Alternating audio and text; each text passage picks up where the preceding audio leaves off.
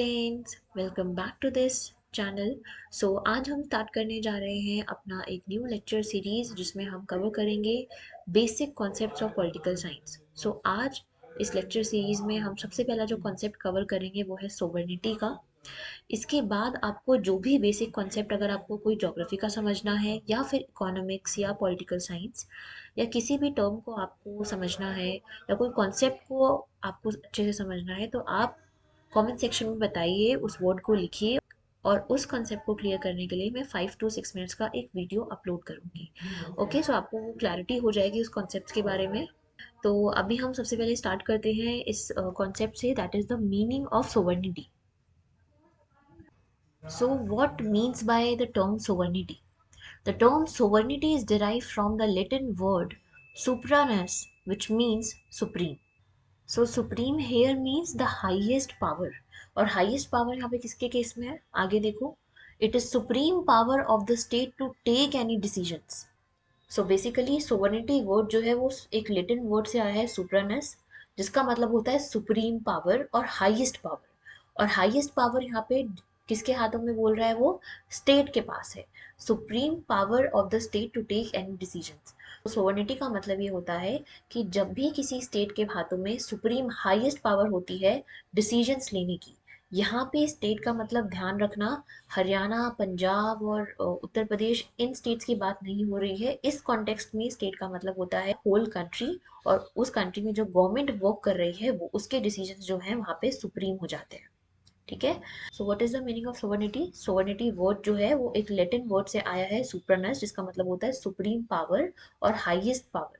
और वो highest power किसके रिगार्डिंग है? स्टेट जो है जो भी डिसीजंस लेगा, जो भी पर्टिकुलर कंट्री डिसीजंस लेगी अपने देश के लिए, अपने लोगों के लिए, ठीक है, अपने कंट्री को चलाने के लिए, वो डिसीजंस उसके सुप्रीम होंगे, उसमें कोई इंटरफेयर नहीं कर सकता। ठीक है, इसको इन डिटेल में आगे समझो। So sovereignty is a supreme power of the state to take any decisions regarding with internal matters and the external matters of the country. Now what does the this term implies internal matters and external matters? देखो, sovereignty होती है मतलब जो supreme power होती है decision लेने की किसी भी कंट्री की, वो दो एरियाज में एक्सरसाइज करी जाती है। कुछ होते हैं इंटरनल मैटर्स, कुछ होते हैं एक्सटर्नल मैटर्स। इंटरनल मैटर्स का मतलब यहाँ पे क्या है? इंटरनल मैटर्स का मतलब समझो ऐसे कि मान लो कल को इंडिया को अपनी कंट्री की इकोनॉमी से रिलेटेड कोई डिसीजन लेना है ना? जो डिसीजंस लेगी वो हमारी कंट्री की गवर्नमेंट लेगी, ठीक है, उसमें बाहर की कोई कंट्री की गवर्नमेंट इंटरफेयर नहीं कर सकती हमारे डिसीजंस में। अगर इंडिया ने कोई डिसीजन लिया है अपनी इकोनॉमी को चलाने के लिए, तो वो उसका सुप्रीम डिसीजन है, उसका फाइनल डिसीजन है। बाहर की कोई कंट्री जो है वो आके उस चीज़ में, उसके डिसीजन में इंटरफेयर नहीं कर सकती है। ठीक है। और एक्सटर्नल मैटर्स क्या होते हैं? एक्सटर्नल मैटर्स का मतलब होता हो गया कि जब हमें किसी और कंट्रीज के साथ अपने रिलेशंस को मैनेज करना है, ठीक है, किसी, मान लो हमें कल को यूएसए के साथ, रशिया के साथ या श्रीलंका, बांग्लादेश, इन सब कंट्रीज के साथ जब हमें अपने रिलेशंस को मैनेज करना होता है, ठीक है, तब वो जो डिसीजंस होते हैं वो एक्सटर्नल मैटर्स में आते हैं कंट्री के।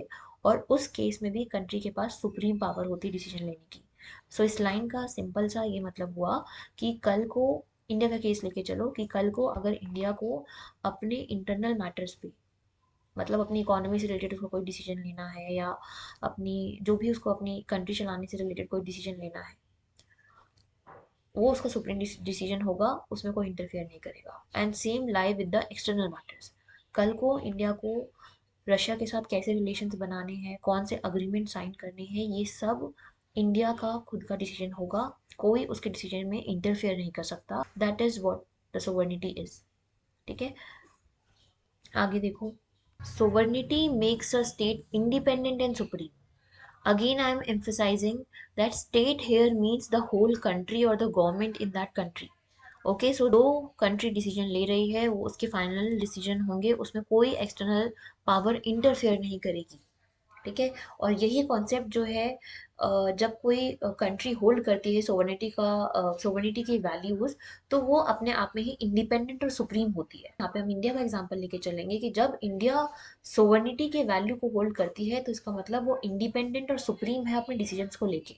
इंडिपेंडेंट का मतलब यहाँ पे क्या है कि इंडिया ने कल को अगर कोई डिसीजन लिया है, तो कल को कोई दूसरी कंट्री जो है वो इंडिया के डिसीजंस को कंट्रोल नहीं कर सकती, इंडिया को कंट्रोल नहीं कर सकती है। वो अपने आप में सोवरन है हमारी कंट्री, ठीक है। और सुप्रीम का मतलब होता है कि ये हाईएस्ट अथॉरिटी है, इसका डिसीजन जो है वो फाइनल डिसीजन होगा, कोई कल को आके इसके डिसीजन में बदलाव नहीं कर सकता, इंडिया को बोल नहीं सकता कि आप अपने डिसीजन को चेंज करो और इंडिया चेंज कर देगी, नहीं, हाईएस्ट अथॉरिटी हमारी कंट्री के पास ही है अपने डिसीजंस को लेके, चाहे वो इंटरनल डिसीजंस हो या एक्सटर्नल मैटर्स पे डिसीजंस हो, ठीक है।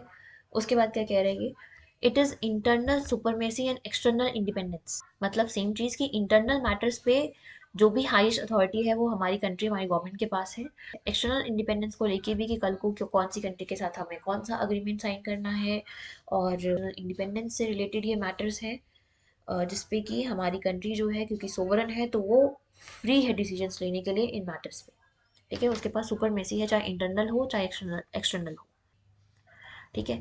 Last, it is free to make its own foreign policy decisions without any external pressure. इसका मतलब है फॉरेन पॉलिसी डिसीजन का मतलब होता है कि बाहर के देशों से जब रिलेशंस को मैनेज करने की बात आती है तो उसमें भी इंडिया जो है वो फ्री है अपने डिसीजंस को लेने में।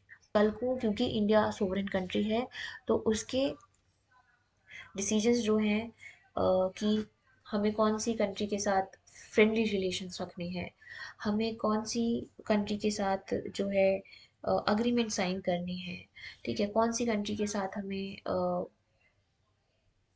थोड़ी दूरियां बनानी है, ठीक है, डिस्टेंस रखना है, तो ये सब कुछ जो है ये क्योंकि इंडिया सोवरेन कंट्री है तो उसका अकेले का डिसीजन होगा जो कि उसकी पब्लिक के इंटरेस्ट को फुलफिल करेगा, कंट्री के सेल्फ इंटरेस्ट को फुलफिल करेगा। तो India as a country, as a sovereign country जो है अपने डिसीजंस पे किसी भी एक्सटर्नल प्रेशर को एक्सेप्ट नहीं करेगा, ठीक है। समझ आया इतना? इतने में हमने क्या समझा कि सोवरेनिटी का मतलब क्या होता है, supreme power of a state to make decisions in internal and the external matters. It is independent and supreme in their decision making authority.